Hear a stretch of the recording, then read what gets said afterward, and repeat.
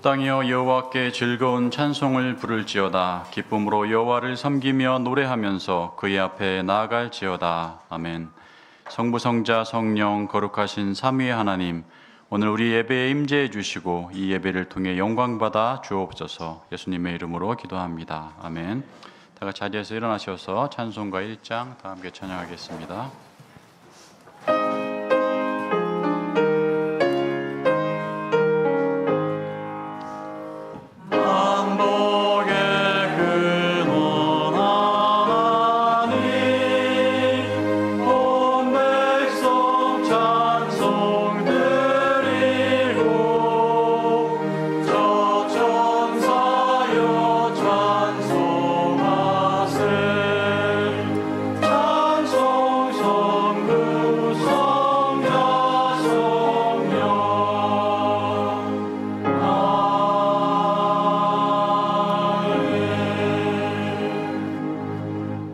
교동문 21번 시편 34편을 다 함께 교독하겠습니다. 교동문 21번입니다.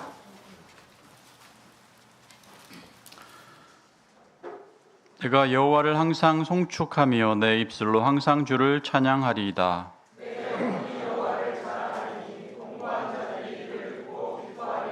나와 함께 여호와를 광대하시다 하며 함께 그의 이름을 높이세.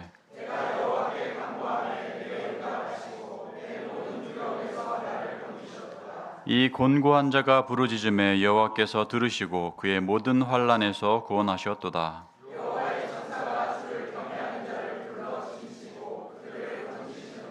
너희는 여호와의 선하심을 맛보아 알지어다. 그에게 피하는 자는 복이 있도다.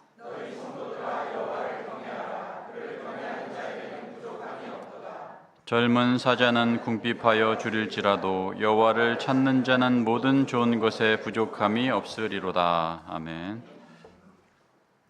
사도신경은 우리의 신앙 고백을 요약한 것입니다. 찬송가 앞면에 있는 사도신경을 펴서 읽으며 우리가 무엇을 믿고 있는지 우리 눈으로 보고 귀로 듣고 입술로 고백하겠습니다. 우리가 무엇을 믿습니까? 전능하사 천지를 만드신 하나님 아버지를 내가 믿사오며 그 외아들 우리 주 예수 그리스도를 믿사오니 이는 성령으로 잉태하사 동정녀 마리아에게 나시고 본디오 빌라도에게 고난을 받으사 십자가에 못 박혀 죽으시고 장사한 지 사흘 만에 죽은 자 가운데서 다시 살아나시며 하늘에 오르사 전능하신 하나님 우편에 앉아 계시다가 저리로서 산자와 죽은 자를 심판하러 오시리라. 성령을 믿사오며 거룩한 공회와 성도가 서로 교통하는 것과 죄를 사하여 주는 것과 몸이 다시 사는 것과 영원히 사는 것을 믿사오나이다. 아멘. 자리에 앉으셔서 찬송가 26장 찬양하겠습니다. 26장입니다.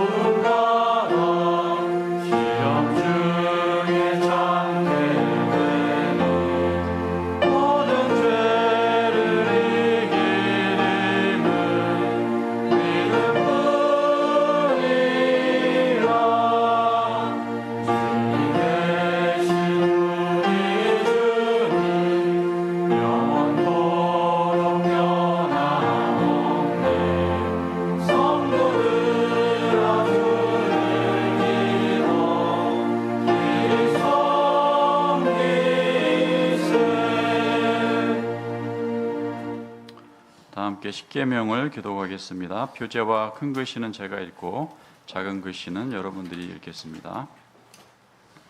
하나님이 이 모든 말씀으로 말씀하여 이르시되 나는 너를 애굽 땅 종 되었던 집에서 인도하여 낸 내 하나님 여호와니라. 제1은 너는 나 외에는 다른 신들을 내게 두지 말라. 제2는 너를 위하여 새긴 우상을 만들지 말고 또 위로 하늘에 있는 것이나 아래로 땅에 있는 것이나 땅 아래 물속에 있는 것에 어떤 형상도 만들지 말며 그것들에게 절하지 말며 그것들을 섬기지 말라.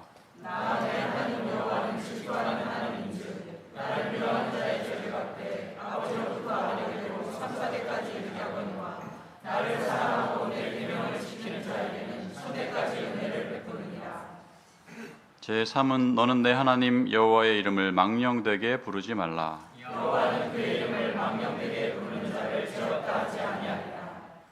제4는 안식일을 기억하여 거룩하게 지키라. 엿새 동안은 힘써 내 모든 일을 행할 것이나 일곱째 날은 내 하나님 여호와의 안식일이지. 너나 내 아들이나 내 딸이나 내 남종이나 내 여종이나 내 가축이나 내 얼마나 내 몸을 되리라도 아무 일도 하지 말라. 이는 엿새 동안에 나 여호와가 하늘과 땅과 바다와 그 가운데 모든 것을 만들고 일곱째 날에 쉬었습니다. 그러므로 나 여호와가 안식일을 복되게 하여 그날을 거룩하게 하였느니라. 제5는 내 부모를 공경하라. 그리하면 내 하나님 여호와가 내게 주 땅에서 내 생명이 있으리라. 제6은 살인하지 말라. 제7은 간음하지 말라. 제8은 도둑질하지 말라. 제9는 내 이웃에 대하여 거짓 증거하지 말라. 제10은 내 이웃의 집을 탐내지 말라. 네 이웃의 아내나 그 남종이나 그 여종이나 그 소나 그 남이나 또는 내 이웃의 소유를 탐내지 말라. 함께 읽겠습니다. 예수께서 이르시되 내 마음을 다하고 목숨을 다하고 뜻을 다하여 주 너의 하나님을 사랑하라 하셨으니 이것이 크고 첫째 되는 계명이요 둘째도 그와 같으니 내 이웃을 내 자신같이 사랑하라 하셨으니 이 두 계명이 온 율법과 선지자의 강령이니라. 아멘. 십계명은 하나님이 우리를 사랑하신 것처럼 우리도 하나님을 사랑하고 또한 이웃을 서로 사랑해야 함을 말해주고 있습니다. 이 십계명의 교훈에 비추어 한 주간 우리의 삶을 돌아봅시다. 만일 우리가 죄가 없다고 말한다면 우리 스스로를 속이는 것입니다. 그리고 하나님을 거짓말하는 자로 만드는 것입니다. 하지만 우리가 죄를 숨기지 아니하고 자복하고 버리면 우리를 불쌍히 여기실 것입니다. 이 시간 우리 죄를 고백하며 용서를 구하는 참회의 기도를 드리겠습니다.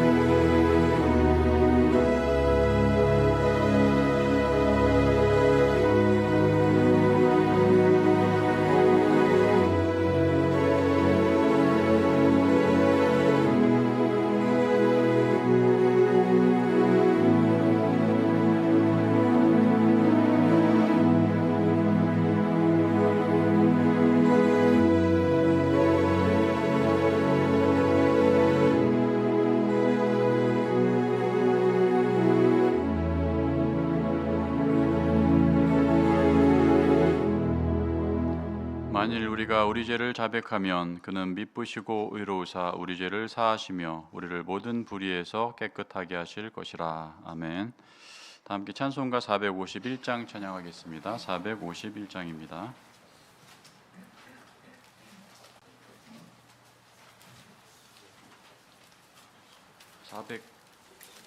415장입니다. 죄송합니다. 415장입니다.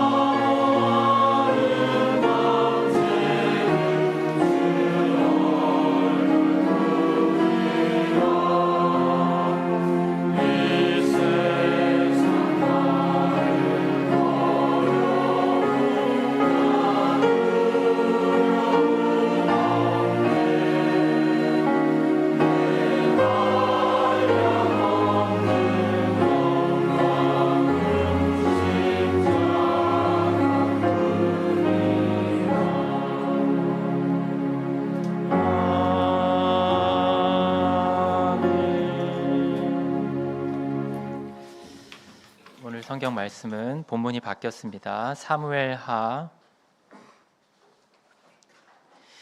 24장 1절부터 10절의 말씀입니다. 사무엘하 24장 1절부터 10절의 말씀을 저와 한 절씩 교독하도록 하겠습니다. 제가 먼저 읽겠습니다. 여호와께서 다시 이스라엘을 향하여 진노하사 그들을 치시려고 다윗을 격동시키사 가서 이스라엘과 유다의 인구를 조사하라 하신지라.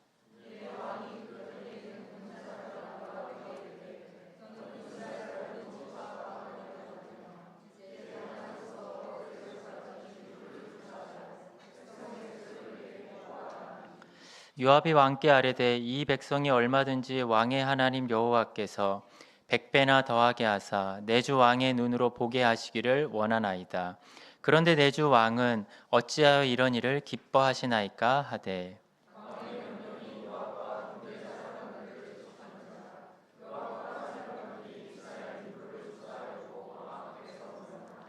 요단을 건너 갓 골짜기 가운데 성읍 아로엘 오른쪽 곧 야셀 맞은 쪽에 이르러 장막을 치고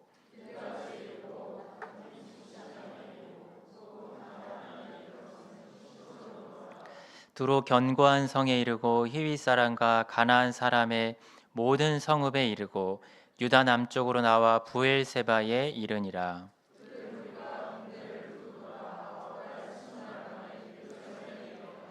요압이 백성의 수를 왕께 보고하되 곧 이스라엘에서 칼을 빼는 담대한 자가 80만 명이요 유다 사람이 50만 명이었더라.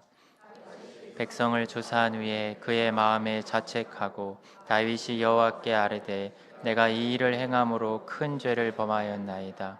여호와여 이제 간구하옵나니 종의 죄를 사하여 주옵소서. 내가 심히 미련하게 행하였나이다 하니라. 아멘. 교회를 대표해서 리폼드 찬양대에 찬양이 있겠습니다.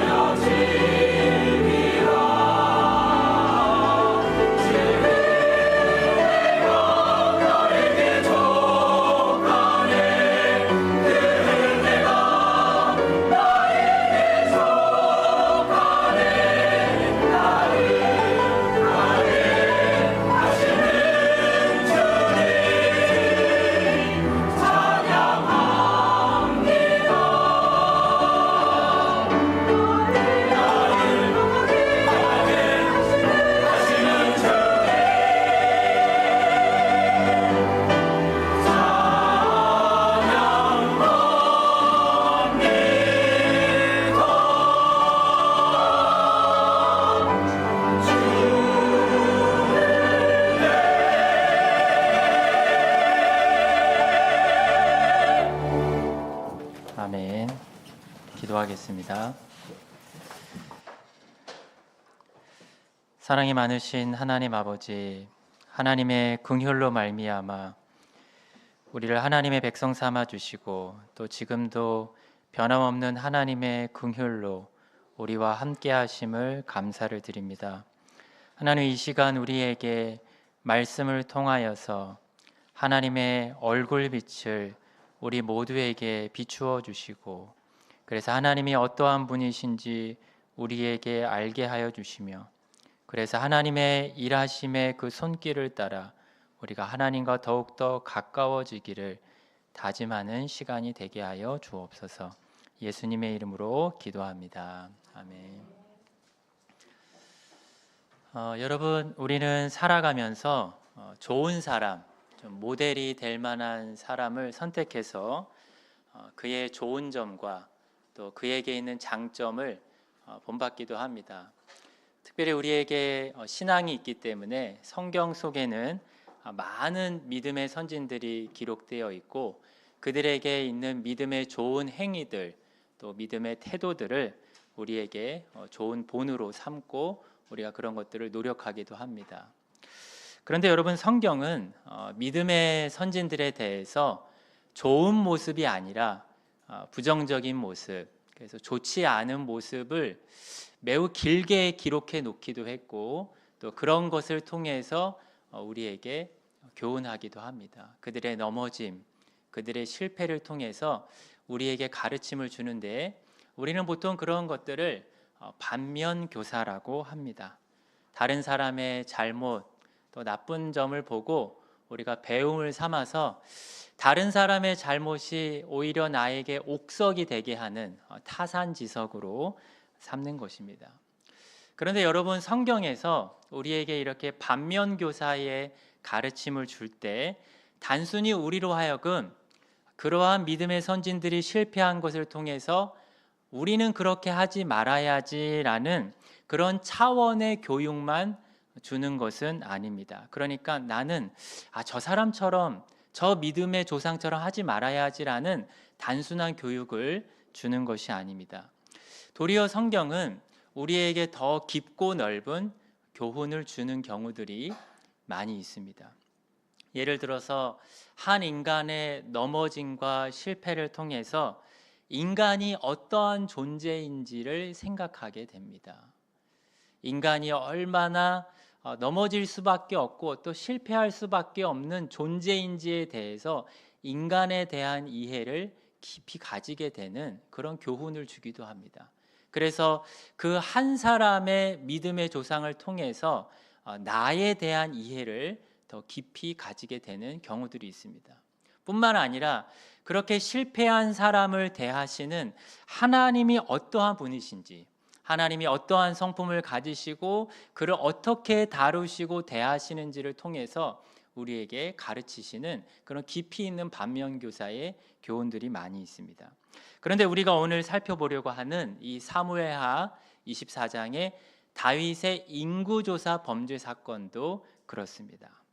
이 인구조사 사건은 대략적으로 다윗이 인구조사라는 죄를 짓고 그에 대한 하나님의 진노의 징계로 자신이 인구조사를 한 백성들 중에 7만 명이 죽음을 당하게 되는 그런 이야기입니다. 그런데 하나님께서는 이 이야기를 통해서 단순히 다윗이 인구조사를 해서 실수한 것처럼 우리도 실수하지 말라라는 교훈을 주시는 것을 넘어서서 하나님이 한 죄인을 어떻게 다루시는지, 그 죄인을 어떻게 변화시켜 나가시는지를 알려주고 계십니다.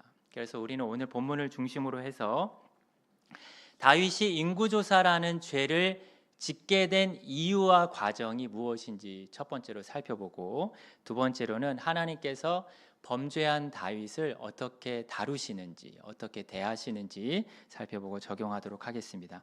그럼 우리 함께 본문 24장 1절과 2절을 다시 한번 읽어보도록 하겠습니다. 시작. 여호와께서 다시 격동시키사 가서 이스라엘과 유다의 인구를 조사하라 하신지라. 이에 왕이 그 곁에 있는 군사령관 요압에게 이르되 너는 이스라엘 모든 지파 가운데로 다니며 이제 단에서부터 브엘사벨까지 인구를 조사하여 백성의 수를 내게 보고하라 하니. 여러분, 2절에 보면 당시 군사령관이었던 요압에게 다윗이 인구조사를 명령합니다. 모든 지파 그리고 단에서부터 부활세바까지 한 지역도 빠뜨리지 말고 인구조사를 명령하고 있습니다. 그런데 독특한 것은 1절은 다윗이 이렇게 인구조사를 하게 된 계기에 대해서 1절 뭐라고 되어 있죠? 여호와께서 다윗을 격동시키셨기 때문이다라고 말씀합니다. 여호와께서 다시 이스라엘 향하여 진노하사 그들을 치시려고 다윗을 격동시키사라고 되어 있습니다. 여러분, 이 격동하다라는 단어는 자극을 주다 그리고 충동을 주다라는 단어입니다. 그러니까 하나님께서 다윗이 인구조사를 하는 데 있어서 어떠한 자극을 제공하고, 심지어 1절은 하나님이 인구조사를 하라 하신지라라고 명령이 되어 있을 정도로 하나님이 충동을 주셨다라고 되어 있는 것입니다. 여러분, 이 부분은 사실 해석하기 매우 어려운 부분입니다. 아니, 왜 하나님께서 인구조사를 하라고 이렇게 격동을 시키시고 나서 이 행동에 대해서 하나님이 어떻게 책임을 물으시는가, 하나님이 이것에 대해서 어떻게 진노를 내리시고 이 어마무시한 징계를 내리시는가라고 우리는 의아할 수밖에 없습니다. 그래서 하나님에 대해서 하나님은 죄를 조장하신 분이 아닌가라는 생각이 들게 됩니다. 그런데 여러분, 우리가 본문을 이해하기 위해서 본문과 동일한 인구조사 사건을 기록하고 있는 역대상 21장을 같이 읽어보면 좋은데요. 우리 역대상 21장도 한번 읽어보겠습니다. 역대상 21장 1절입니다. 본문 다시 돌아올 거기 때문에 손가락을 끼신 상태에서 21장 1절만 읽어보겠습니다.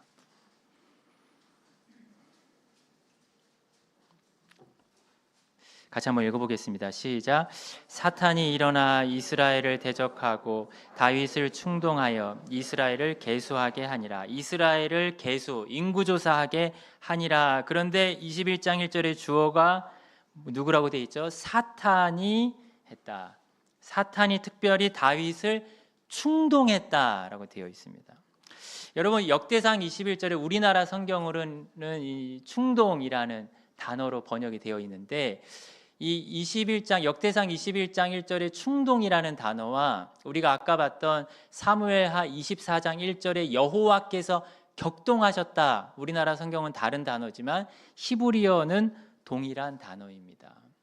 그럼 여러분, 왜 한 본문은 여호와께서 격동하셨다 이렇게 말씀하고 한 본문은 사탄이 이렇게 충동했다라고 되어 있을까요? 왜 이렇게 다른 주체에 대한 표현을 하고 있는 것일까요? 여러분, 우리가 이 다른 주체에 대한 표현을 이렇게 이해할 수 있습니다. 바로 하나님께서 다윗이 인구조사를 하도록 허용하셨다, 허락하셨다라고 정리할 수 있습니다. 더 자세히 말하면 하나님께서 사탄이 다윗으로 하여금 인구조사를 하는 일을 하도록 자극하고 충동하는 일을 막지 않고 하나님이 허락하셨다는 것입니다. 조금 더 다윗의 입장에서 한번 생각을 해보겠습니다. 뭔가 다윗의 마음속에 사탄이 개입을 했습니다. 사탄이 역사를 해서 다윗이 불신앙적인 동기와 안 좋은 마음을 가지고 인구조사를 하고자 하는 마음이 생겼습니다. 그런데 이러한 상황 속에서 하나님께서 다윗에게 은혜를 베풀지 않으신 것입니다. 다윗의 마음속에 신앙적인 관점에서 심사숙고할 수 있고 인구조사하려는 어떤 행동에 대해서 자신을 제어할 수 있는데, 하지만 하나님께서 그런 은혜를 베풀지 않으셨다는 것입니다. 그래서 하나님께서 자신의 얼굴을, 은혜의 얼굴을 잠깐 가리우셨고, 그리고 이 틈을 타서 사탄이 다윗을 충동질하는 것에 성공하게 되었다라고 말할 수 있습니다. 그럼 여러분, 중요한 것은 왜 하나님이 이러한 과정들을 통해서 다윗이 인구조사를 하도록 허락하셨을까요? 왜 사탄의 활동을 허용하셨을까요? 우리 본문 다시 24장 1절 돌아와 보시면 이렇게 되어 있습니다. 1절 눈으로 보시면 이렇게 되어 있습니다. 여호와께서 다시 이스라엘을 향하여 뭐하사라고 되어 있죠? 진노하사 그들을 치시려고 다윗을 격동시키사라고 되어 있습니다. 여러분, 하나님께서 지금 이스라엘을 향해서 진노하고 계시다라는 것을 볼 수 있습니다. 그러니까 인구조사를 하기도 전에 이미 하나님께서 이스라엘에게 진노하고 계신 것입니다. 그래서 아마도 인구조사라는 일이 벌어지기 전에 이스라엘이 하나님을 향해서 무언가 죄를 지었거나 아니면 이스라엘이 하나님을 향해서 죄된 상태에 있다라는 것을 추측할 수 있습니다.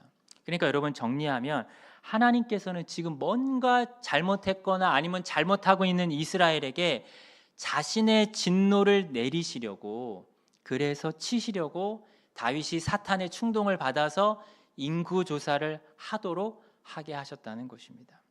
그러니까 중요한 것은 무엇이냐면 하나님의 관점에서 다윗의 인구조사는 무엇이죠? 보여지는 명분입니다. 명분.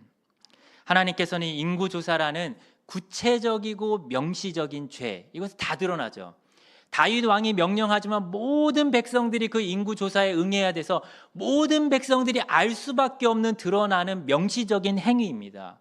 그런데 이 행위를 통해서 하나님은 지금 이스라엘에게 진노하고 계신 어떤 죄를 하나님이 이제 드러내시고 수면 위로 드러내시고, 그리고 역시 인구조사라는 죄를 통해서 이스라엘 백성들에게 징계의 진노를 내리시려고 하시는 것입니다.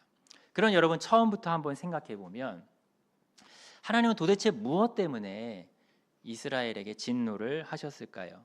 구체적으로 이스라엘의 죄가 무엇일까요? 여러분 안타깝게도 여러분 성경은 하나님께서 무엇 때문에 이스라엘에게 진노를 하셨는지 말씀하고 있지는 않습니다. 그럼 여러분 왜 인구조사가 명분이 되었을까요? 왜 진노하신 하나님은 하필 여러 가지 죄가 될 수 있는 사건들 중에서 인구조사가 명분이 되게 하셨을까요? 그것은 분명하게 우리가 이스라엘의 죄가 무엇인지는 알 수는 없지만 다윗이 행했던 인구조사와 그리고 하나님을 이미 진노케 하고 있는 이스라엘의 죄가 뗄 수 없는 관계에 있다는 것을 알 수 있습니다. 그러니까 이 두 가지가 바로 깊은 관련이 있는 것입니다.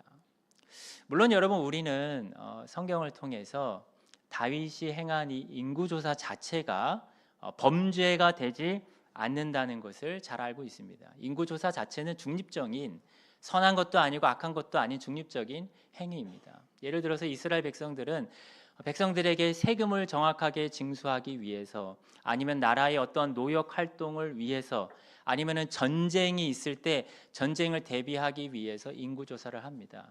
심지어 하나님께서 이스라엘 백성들에게 친히 인구조사를 명령하신 적도 있습니다. 언제죠? 바로 출애굽한 이후에 이스라엘 백성들이 광야를 시작할 때, 그리고 광야 생활을 마칠 때 하나님이 인구조사를 명령하시기도 했습니다. 그런데 오늘 본문의 이야기를 잘 들여다보면 다윗이 어떠한 정당한 이유를 가지고 인구조사를 했다고 판단하기가 어렵습니다. 우리 한번 24장 3절 같이 한번 읽어보겠습니다. 24장 3절입니다. 시작. 요압이 왕께 아뢰되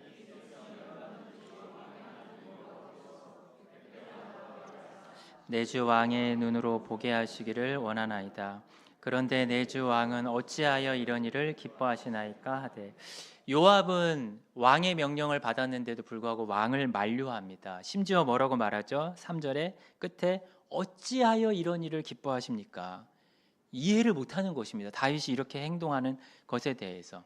그런데 다윗은 4절 처음에 보면 요압이 인구조사를 하도록 재촉합니다. 왕의 명령이 요압과 군대 사령관들을 재촉합니다. 여러분 이것은 다윗이 이 당시 시대에 인구조사를 할 만한 어떠한 정당한 이유와 배경이 없었다라는 것을 보여주는 것입니다. 그런데 여러분 다윗은 왜 인구조사를 하려고 했을까요? 우리는 그 인구조사 결과를 통해서 추측해 볼 수 있는데요. 우리 밑으로 내려오셔서 함께 8절과 9절을 한번 같이 읽어보겠습니다. 시작. 그들 무리가 국내를 두루 돌아 9달 20날 만에 예루살렘에 이르러 요압이 백성의 수를 왕께 보고하니 곧 이스라엘에서 칼을 빼는 담대한 자가 80만 명이요 유다 사람이 50만 명이었더라. 여러분 유다 사람이 50만 명, 이스라엘 사람이 80만 명, 도합 130만 명입니다. 이 숫자는 남녀노소 모든 숫자를 합친 것이 아니고 전쟁에 나갈 만한 성인 남성만의 숫자입니다. 그런데 여러분 사실 이 숫자가 엄청난 매우 많은 숫자입니다. 다윗이 통치하기 이전의 사울 왕의 시기에 암몬 자손과 전쟁하기 위해서 군인들을 소집했고 군인 수를 계수했는데 그때 이스라엘의 사람들의 수가 30만 명이었고 유다 지파가 3만 명으로 총합해서 33만 명이었습니다. 그리고 사울 왕 때에 소규모 전투나 전쟁들이 있을 때 그 전투에 참여했던 사람들의 수는 몇천 명 아니면 몇만 명이었습니다. 근데 지금 다윗이 통치하던 때가 사울이 통치하던 때 30만 명의 4배가 넘는 130만 명이 되어 있는 시기가 된 것입니다.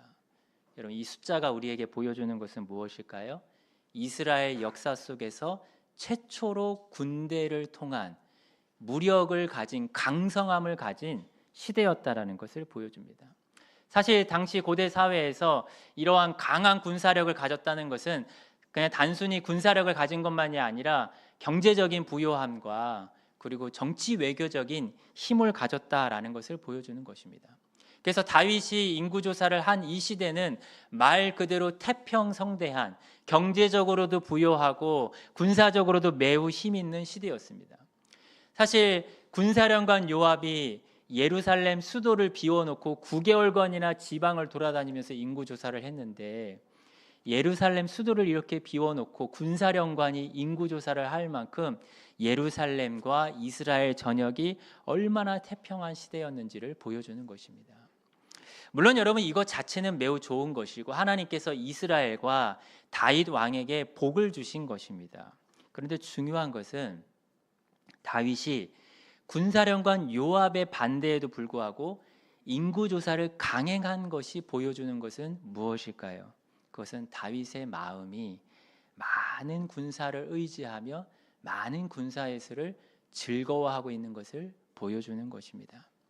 어쩌면 지금 다윗의 믿음과 다윗의 즐거움은 하나님보다 많은 군사의 수 그리고 세상적인 권력과 힘에 있는 것입니다.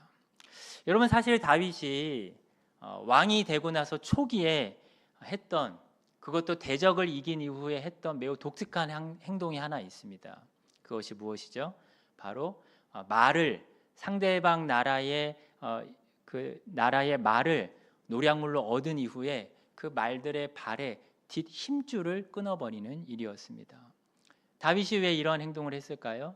자신이 전쟁에 이겨서 많은 이렇게 군마들을 얻게 되면은 자신이 이러한 군마들과 많은 군사의 수를 하나님보다 의지하게 될까봐 염려했기 때문입니다. 그런데 지금은 다윗은 인구조사를 하면서 자신의 많은 군인들, 군사력을 의지하며 그것을 즐거워하고 있는 것입니다. 여러분, 사실 사람은 이전보다 많은 것을 자신이 얻은 이후에는 하나님을 진정 신뢰하고 의지하는 마음을 잃어버리기가 쉽습니다. 하나님보다 내가 무언가 얻은 그것을 즐거워하고 그것을 집착하고 그것을 붙들고 의지하게 됩니다. 그리고 그것을, 내가 갖고 있는 것을 잃지 않기 위해 힘을 씁니다.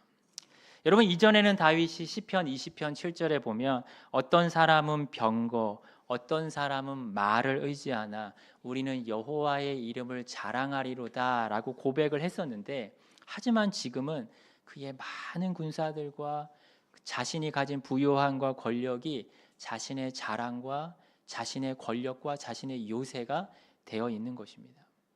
그런데 여러분, 이스라엘 나라의 왕인 다윗만 이러한 상태였을까요? 여러분, 우리가 사무엘상하, 열왕기상하, 역대상하 이렇게 역사서를 읽다 보면 대부분 왕들이 이야기의 중심으로 등장하고 왕들이 주인공으로 등장합니다. 그런데 이러한 이야기는 왕들이 단순히 주인공이었고 왕들만 그랬다는 것이 아니라 왕들의 모습을 통해서 백성들의 영적인 신앙적인 상태를 보여주는 것입니다. 그래서 지금 다윗의 모습은 사실상 백성들의 모습이기도 합니다. 여러분, 다윗 시대보다 약 400년 전에 모세가 이스라엘 백성들을 광야에 이끌고 이제 가나안 땅에 들어가기 직전에 이러한 이야기를 합니다. 신명기 8장에 보면 내가 먹어서 배부르고 아름다운 집을 짓고 거하게 될 때 두렵건대 내 마음이 교만하여 내 하나님 여호와를 잊어버릴까 두렵다. 이렇게 경고를 했습니다. 모세는 번영할 때, 사람이 강성할 때 하나님을 잊게 되기 쉽기 때문에 경고한 것입니다. 그러한 때야말로 하나님을 진심으로 사랑하지 않고 하나님을 전심으로 의지하지 않는 그러한 유혹을 받기 쉽고 그러한 죄된 상태에 빠지기 쉽기 때문입니다. 그런데 다윗의 시기가 다윗 왕이나 백성들이나 그러했던 것입니다. 그래서 우리는 이렇게 생각할 수 있습니다. 하나님께서는 인구 조사를 통해서 다윗과 이스라엘 백성들의 부요하고 살찐 마음, 번영과 평안함에 물든 그들의 죄된 마음을 드러내신 것입니다. 그리고 인구 조사를 명분으로 하여서 그들이 자랑하고 의지하는 인구 7만 명을 죽음의 징계로 몰아넣으신 것입니다. 여러분, 사실 우리는 다윗이나 이스라엘 백성들처럼 삶이 편안하고 큰 어려움이 없으면 진짜 하나님을 의지하는 참된 마음을 잊어버리기가 쉽습니다. 이것은 예외가 아닙니다. 그리고 그런 때가 되면, 그러한 상황 속에 시험을 받게 되면 하나님과 떠나 있는 나, 하나님과 멀어져 있는 우리의 자아가 강하게 드러나게 됩니다. 그래서 마음속으로 내가 가지고 있는 것들, 이전보다 가지지 못했던 것들을 즐거워하며 이런 것들은 내가 다 능력이 있고 내가 노력해서 얻은 것들이야. 그리고 하나님 없이 세상에서 살고 세상을 향유하는 것에 마음을 빼앗기게 됩니다. 그런데 이와 정반대로는 믿음이 약해지고 있기 때문에 하나님을 신뢰하는 것으로부터 오는 참된 평강은 점점점 없어지게 되고 자신이 가지고 있는 것을 잃어버릴까 두려워하고 집착하는 것에 마음을 빼앗기게 됩니다. 그런데 정말 무서운 사실은 이러한 상태에서는 자신이 잘못되어 있는 상태다, 하나님이 나로 인해 진노하고 계시다라는 것을 전혀 깨닫지 못하는 영적 소경의 상태가 된다는 것입니다. 마치 다윗과 이스라엘처럼 말입니다. 그런데 여러분, 이렇게 자신이 하나님을 떠나 있다라는 것을 비로소 깨닫게 될 때가 있습니다. 언제일까요? 바로 오늘 본문처럼 하나님께서 사탄을 충동질하여 우리를 유혹하도록 내버려 두실 때입니다. 다시 말해 하나님께서 자신의 은혜의 얼굴을 가리우시고 우리에게 은혜를 베풀지 않으실 때입니다. 여러분, 다윗은 시편 30편 6절과 7절에서 이런 고백을 합니다. 내가 형통할 때에 말하기를 영원히 흔들리지 아니하리로다.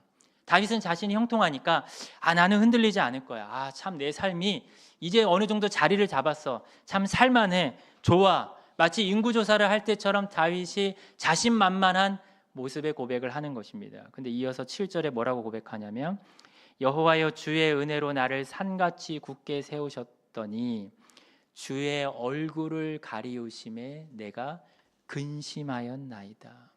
하나님의 은혜로 나를 산같이 세우셨던 것인데 하나님의 얼굴은 하나님의 은혜를 말합니다. 하나님의 자비를 말합니다. 그것이 다 하나님의 은혜 때문이었는데 하나님의 은혜를 가리우시자 자신에게 근심과 슬픔이 찾아오고 하나님을 떠나 있는 영적인 비참한 자신의 모습을 그대로 보게 되었다는 것입니다. 하나님은 어떤 분이십니까? 하나님은 공의로운 분이십니다. 하나님은 공의로운 분이시기 때문에 하나님의 백성들의 죄를 놔두지 않고 반드시 다루십니다. 특히 공의로우신 하나님은 어떻게 하실까요? 때로는 우리의 죄 때문에 우리를 향해서 자신의 은혜의 얼굴을 가리우십니다. 마치 태양이 크고 높은 산에 의해서 그 빛이 가리워지듯이 하나님의 은혜를 가리우십니다. 그리고 우리가 사탄의 유혹과 충동에 무방비한 상태로 놓여지게 하시는 것입니다. 왜 그럴까요? 우리가 너무나도 하나님의 그 보호하심의 은혜 울타리 안에서 우리 자신의 상태를 깨닫지 못하기 때문입니다. 하나님이 우리를 향해서 이 24장 1절이 말하듯이 진노의 화살의 시위를 겨냥하고 계시고 하나님께서 진노의 칼을 갈고 계셔도 우리가 깨닫지 못하고 있기 때문에 하나님께서 잠시 우리를 어두움과 사탄에 내어주시는 것입니다. 특히 여러분, 하나님은 우리가 단순히 어떠한 하나의 행위가 잘못되지 않고 우리의 마음의 깊은 태도, 우리의 마음의 방향성이 잘못되었음을 알려주고자 하실 때 이러한 일을 하십니다. 때로는 우리의 삶과 우리의 신앙이 깊은 괴리를 겪고 있을 때, 때로는 우리의 신앙이 바리새인처럼 종교 생활이 마치 형식화되듯이 그러한 모습으로 신앙생활을 할 때 하나님은 자신의 은혜의 얼굴을 진정 가리우십니다. 그리고 그때 비로소 우리는 우리 자신의 어두움과 죄성의 실체를 깨닫게 되는 것입니다. 여러분, 혹시 우리의 삶 속에서 하나님께서 우리에게 얼굴의 빛을 가리우신 때를 경험해 본 적이 있으십니까? 마치 나의 신앙생활의 밑바닥을 경험하고 나의 부끄럽고 추한 우리의 내면의 모습을 볼 때 말입니다. 하나님은 우리를 너무나도 사랑하시기 때문에 우리를 진정한 변화로 이끄시기 위해 이러한 어두움의 시간을 잠깐 허락하시는 것입니다. 그것이 공의로운 하나님의 모습입니다. 그런데 여러분, 오늘 다윗의 인구조사 사건에 보면 이러한 하나님의 공의로우심만이 아니라 하나님의 긍휼, 하나님의 인자하심을 볼 수 있습니다. 특히 하나님께서 다윗이 인구조사를 한 죄에 대해서 징계를 내리시는 부분을 보면 하나님의 긍휼이 명확하게 나타나는데, 여러분, 본래 하나님은 다윗의 죄에 대해서 3일간 이스라엘의 전염병이 창궐하게 하시려고 했습니다. 하지만 그 기간을 정확하게 알 수는 없지만 3일이라는 기간을 다 채우시지 않고 하나님께서 자신의 징계의 칼을 거두십니다. 만약에 이 기간이 줄지 않았다 그러면은 사람은 7만 명이 아니라 더 많은 사람이 죽음을 당했을 것입니다. 그럼 왜 하나님께서 긍휼을 베푸셨을까요? 그것은 다윗이 기도했기 때문입니다. 우리 한번 17절 같이 한번 읽겠습니다. 17절입니다. 시작. 다윗이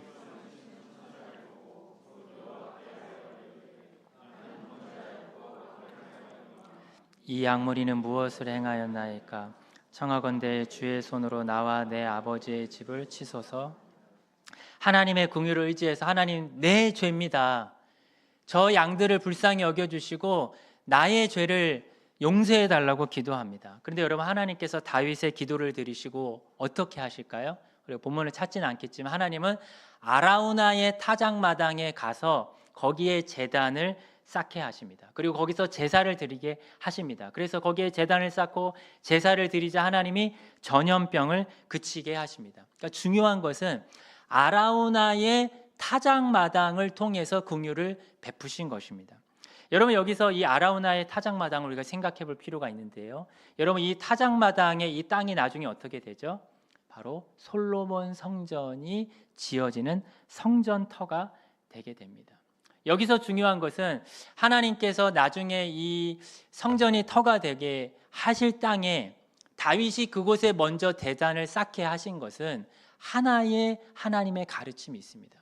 그것은 하나님께서 이스라엘 백성들이 죄를 지었을 때 하나님이 긍휼을 베푸시는 것은 이번 한 번만 단회적인 것이 아니라는 것입니다. 앞으로 하나님께서 성전이 지어지고 성전에서 드려지는 모든 제사에 응답하셔서 자신의 백성들에게는 긍휼을 베푸신다는 것을 알려주는 것입니다. 그래서 구약 성경에 보면 이스라엘 백성들이 하나님께 죄를 짓고 하나님 앞에 진노를 당할 때에 그들이 제사를 드리고 하나님이 그들을 용서해 주는 많은 이야기들이 있습니다. 그런데 여러분, 여기서 한 단계 더 나아가서 구약 시대의 백성들이 솔로몬 성전을 통해서 이렇게 하나님의 긍휼을 입은 것은 우리를 향한 좋은 예고편입니다. 어떠한 예고편일까요? 여러분, 다윗의 아들 솔로몬이 성전을 지었는데 다윗의 아들, 진정한 다윗의 후손이신 예수님은 이 땅에 오셔서 무엇을 지으셨죠? 바로 참 성전, 우리 교회를 지으셨습니다.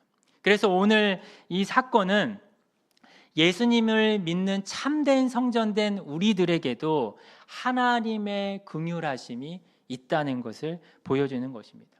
더 구체적으로 말하면 오늘 본문에서는 백성들이 징계를 받을 때에 다윗이 대표적으로 기도를 했습니다. 하지만 지금은 어떻죠? 다윗의 아들이신 예수 그리스도께서 우리를 위해서 기도하고 계십니다. 다윗은 이 땅의 성전의 터가 될 곳에서 땅에서 기도했지만 예수 그리스도께서는 하나님이 계신 하늘 보좌 앞에서 간구를 하고 계십니다. 그리고 우리는 이 땅에서 어떻게 하죠? 예수님의 이름으로 기도할 때 그 하나님의 긍휼이 우리에게 임하게 되고 하나님의 긍휼을 우리가 입는 것입니다. 그러니까 하나님께서는 예수님 안에서 참된 성전된 우리들에게도 긍휼이 있음을 보여주시고 알려주는 것입니다. 그래서 여러분 오늘 본문은 하나님에 대해서 두 가지 모습을 알려줍니다. 하나님은 죄에 대해서 공의로운 분이시다. 하나님은 죄를 다루시고 때로는 죄를 다루시기 위해서 우리를 사탄에게 내어주기도 하시고 그래서 우리가 죄를 깨닫도록 우리의 죄를 직면하게 하십니다. 그런데 하나님은 또한 긍휼의 하나님이십니다. 하나님께서 잠시 자기의 얼굴을 가리셔서 우리가 어둠에 빠져 있다 할지라도 다시금 하나님께서 얼굴빛을 우리에게 비추셔서 우리가 회개할 때 우리에게 긍휼을 베푸시고 우리를 용서하시는 것입니다. 만약에 하나님이 우리에게 긍휼을 베풀지 않는다면 우리의 정말 부끄러운 죄가 드러날 뿐 우리가 심판받을 뿐 그 외에 아무것도 없습니다. 하지만 하나님은 자신의 긍휼하심으로 가리워진 하나님의 얼굴빛을 비추어 주시고 우리를 새롭게 만들어 나가는 것입니다. 그래서 여러분 하나님을 믿는 신자들은 어떤 사람들일까요? 우리의 죄를 깨닫게 될 때, 아니 깨닫는 정도가 아니라 우리의 내면 속에 감추어져 있던 어떠한 강한 죄의 모습을, 죄의 세력을 직면하게 될 때 그 하나님의 긍휼 때문에 회개하는 것입니다. 물론 여러분 우리가 죄를 지었을 때 아니 그냥 단순히 어떤 하나의 행위에 죄를 짓는 것이 아니라 그 행위를 넘어서 우리 속에 있는 깊은 어둠을 발견할 때 정말 내가 직면하고 싶지 않던 그 모습이 나라는 것을 발견하게 될 때 사람은 정말 감당하기가 힘듭니다. 사람은 살아가면서 타인의 죄도 감당하기 힘들고 이 세상의 어떤 거대한 죄도 감당하기 힘들지만 내가 그럴 때 내가 사탄에게 충동받도록 내어져 있고 나의 어둠을 깊이 발견할 때 신자인다 할지라도 낙심하게 됩니다. 내가 신앙생활 오래 했는데 내가 왜 이거밖에 안 될까? 때로는 양파 껍질을 벗겨도 또 양파 껍질이듯이 내가 신앙생활 했는데 나 이거밖에 안 될까? 라는 생각이 듭니다. 어떤 때는 자신의 이런 모습 때문에 정말 이러면 안 되지만 우리의 마음이 강팍해지고 우리의 마음이 딱딱해져서 정말 진실한 마음으로 하나님께 회개하며 나아가는 것에 주저하게 될 때도 있습니다. 하지만 여러분 신자와 불신자의 가장 큰 차이가 무엇일까요? 죄를 짓느냐 안 짓느냐의 차이가 결코 아닙니다. 도리어 죄를 지은 이후 자신의 모습을 발견한 이후의 태도입니다. 신자들은 하나님께서 나를 향해서 얼굴빛을 가리우셨지만 또 다시금 태양이 떠오르듯이 나에게 얼굴빛을 비추시는데 그 하나님의 얼굴빛이 아침의 태양빛처럼 늘 새롭고 날마다 새롭다라는 것을 믿고 하나님의 긍휼을 의지해서 다시 일어나는 사람들이 바로 신자입니다. 그럼 우리를 하나님의 사람답게 변화시키시는 하나님은 우리를 너무나도 잘 아십니다. 내가 얼마나 목이 곧은 백성인지, 내가 얼마나 죄의 본성의 세력에 굴복하기 쉬운 인간인지 너무나도 잘 아십니다. 성경의 표현대로 우리가 얼마나 정함이 없고 안정됨이 없고 우리가 얼마나 이 세상과 죄의 바람 앞에 흔들리는 먼지와 같이 안개와 같이 연약한 존재인지를 내가 아는 것보다 하나님이 더 잘 아십니다. 하나님이 우리가 우리 자신을 너무나도 모르기 때문에 때로는 하나님의 거대한 섭리 가운데 어두움의 세력을 허락하시고 어두움의 세력이 우리를 충동하게 하시고 유혹을 받게 하셔서 그제서야 비로소 한 대 뻥 맞은 것처럼 내가 이거밖에 안 되는구나, 내가 죄인이구나 라는 것을 알게 하시는 것입니다. 그리고 그렇게 어두운 밤을 허락하셨다가 저녁에는 울음이 기숙할지라도 반드시 아침이 찾아오게 하셔서 아침에 기쁨을 주시는 분이 우리 하나님이십니다. 우리 날마다의 삶 속에 저녁과 아침이 반복되듯이 하나님은 때로는 우리의 인생의 긴 신앙생활의 여정 속에 하나님은 때로는 저녁을 허락하시고 하나님의 주권 가운데 하나님은 아침을 허락하시는 것입니다. 이런 우리가 하나님의 백성으로서 살아가면서 하나님께서 우리를 지금 다루고 계시는 부분이 무엇입니까? 때로는 어떤 사람은 오늘 다윗처럼 세상을 사랑하고 내가 노력하여 얻은 것들을 하나님보다 더 의지하는 문제, 그런 문제에 의해 내가 신앙생활의 어려움을 겪을 수 있습니다. 또 아니면 어떤 관계의 어려움, 물질적인 어려움, 나의 지나친 자존심, 우울, 불안, 염려, 이런 문제들이 있을 수 있습니다. 하나님은 우리의 신앙생활의 성숙도와 우리가 주어진 환경과 우리의 가진 여러 가지 여건을 통해서 우리를 만들어 가고 계십니다. 우리가 오늘 다윗의 이야기를 통해 하나님의 일하시는 놀라운 방식, 하나님은 말씀하시길 나는 빛도 짓고 어둠도 지었다.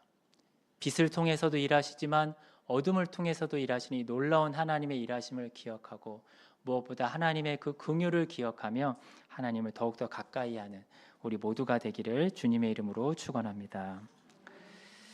기도하겠습니다. 하나님은 우리가 우리 자신을 아는 것보다 더욱더 잘 아시며 하나님의 자신의 계획과 긍휼하심으로 우리를 만들어 가시는 분이심에 감사를 드립니다. 하나님, 우리의 삶 속에 보이지 않는 하나님의 섭리와 하나님의 손을 보게 하시고 특별히 날마다 새롭고 또 변하지 않고 영원한 그 하나님의 긍휼을 의지하여서 더욱더 하나님을 가까이 하며 살아갈 수 있는 주의 백성들이 되게 하여 주옵소서. 감사하며 예수님의 이름으로 기도합니다. 아멘. 우리 함께 고린도전서 11장 23절부터 26절을 읽고 성찬식을 진행하겠습니다.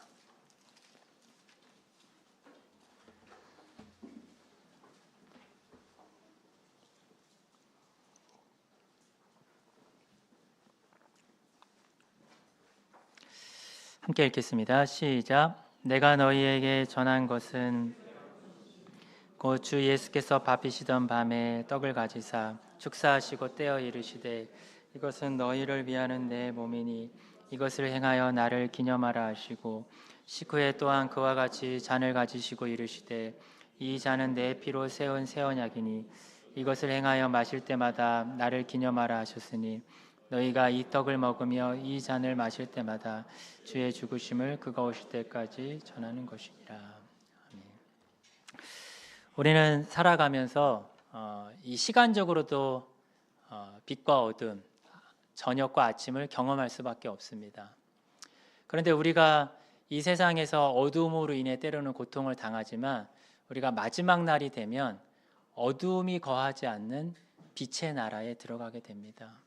하나님 나라에 들어가게 되면 하나님의 얼굴로부터 나오는 그 빛에 우리가 모든 것을 환하게 보고 알게 되고 또 하나님의 그 사랑과 은혜를 완전하게 경험하는 그때가 있게 될 것입니다. 우리가 지금 진행하는 성찬식은 우리가 그렇게 하나님 나라에 들어가서 완전한 기쁨과 즐거움의 잔치를 하게 될 것, 그 빛의 나라를 향유하게 될 것을 우리가 미리 맛보는 시간입니다. 그것에 대한 확신과 소망을 가지고 성찬식에 참여하시기 바랍니다. 기도하겠습니다.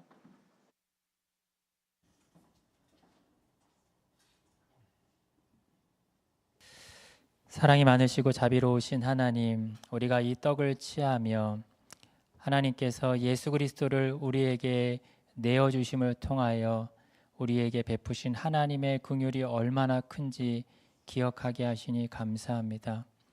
우리가 육신의 눈으로 쳐다보는 저 태양빛의 열기와 그 빛의 세기를 우리가 감히 다 알 수 없는 것처럼 하나님의 얼굴빛에서부터 나오는 그 놀라운 하나님의 긍휼과 사랑이 얼마나 큰지 우리에게 깨닫게 하여 주시고 그 긍휼을 의지하여서 하나님을 더욱더 가까이 하며 살아갈 수 있는 주의 백성들이 되게 하여 주옵소서.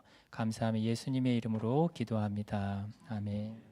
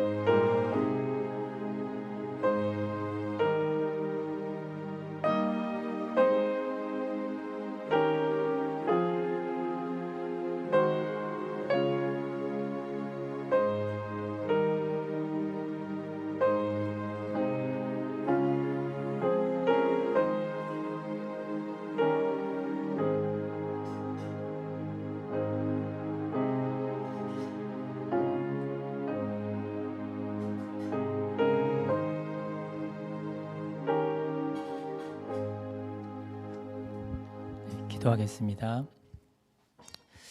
사랑이 많으신 하나님, 우리가 이 잔을 취하면서 우리를 위하여 흘리신 예수님의 피를 기억합니다. 하나님, 때로는 우리가 살아가면서 우리의 무의식 중에 하나님과 멀어져 있는 우리의 자신을 우리가 깨닫지 못할 때가 많이 있습니다. 특별히 우리도 모르게 두 마음을 품고 있을 때, 때로는 우리의 생활이, 우리의 신앙생활이 너무나 형식화되어 있을 때, 그래서 마음으로부터 하나님과 멀어져 있을 때 우리가 깨닫지 못할 때가 많았음을 고백합니다. 하나님, 우리에게 깨닫는 은혜를 주시고 하나님의 빛이 우리 속에 들어와 우리의 상태를 보게 하셔서 이러한 자신까지라도 사랑하시는 하나님의 긍휼하심이 얼마나 큰지 알게 하여 주옵소서.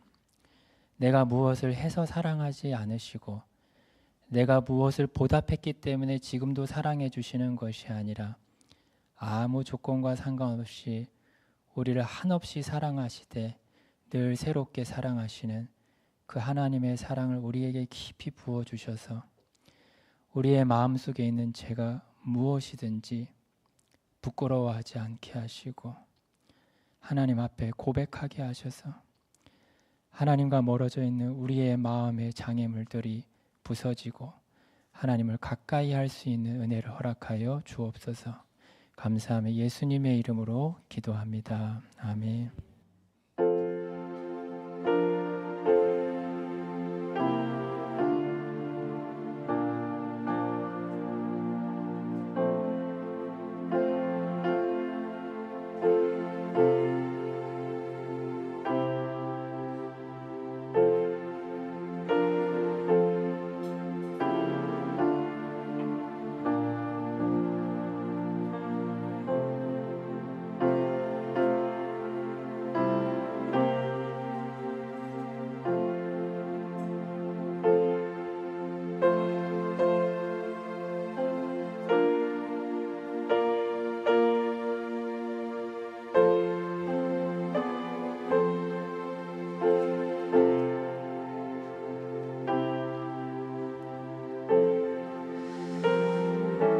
이 시간 같이 성찬식 진행하면서 304장 찬송하겠습니다.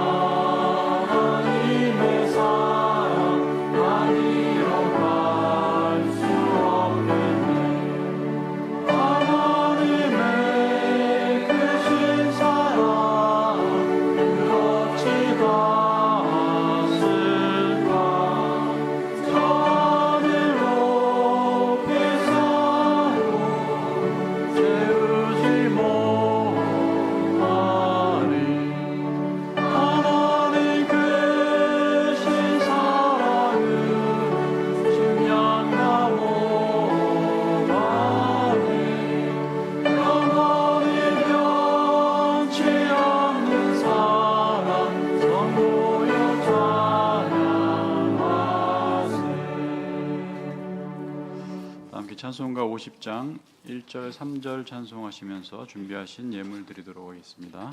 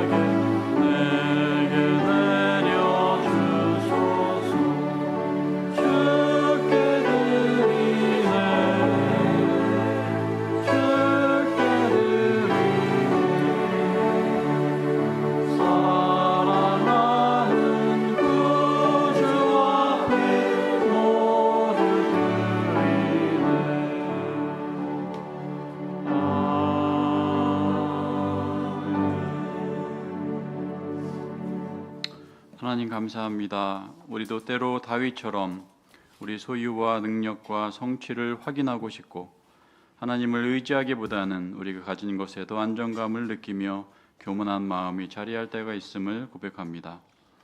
하나님이 다윗의 죄를 가볍게 여기지 아니하시고 공의로 다스린 것을 보게 됩니다. 우리의 삶을 주관하시는 주님 앞에서 잘못을 깨닫는 즉시 회개하고 돌이키도록 우리를 늘 겸손하게 하여 주시옵소서. 교만을 버리고 주님의 은혜를 기억하며 오직 주님만 의지하며 살아가게 하시옵소서. 주님 주신 은혜에 감사하여 여러 모양으로 드리는 우리의 예물을 기쁘게 받아 주시옵소서. 감사드리고 예수님의 이름으로 기도드리옵나이다. 아멘. 자리 일어나셔서 찬송가 635장 찬송하신 후에 목사님 축도로 예배를 마치도록 하겠습니다.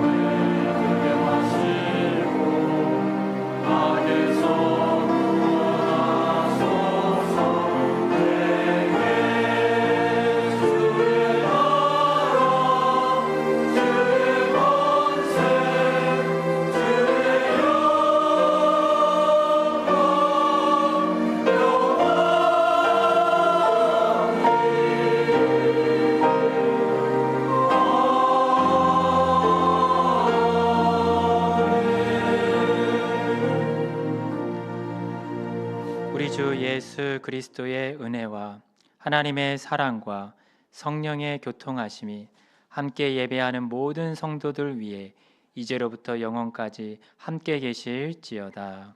아멘.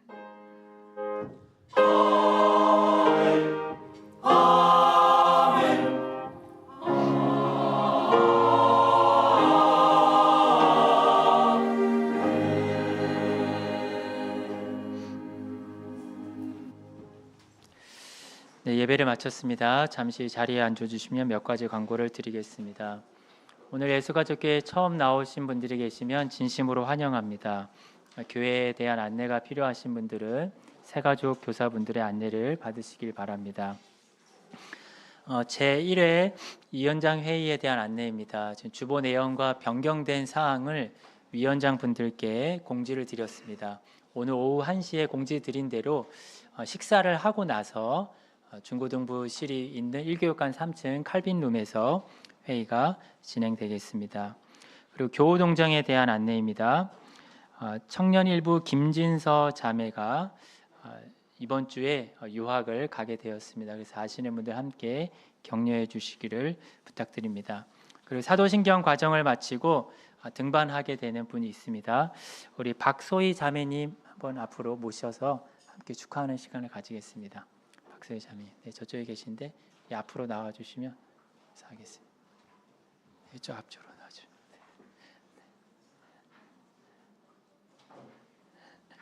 네. 네, 저희 함께 찬양으로 축복하도록 하겠습니다.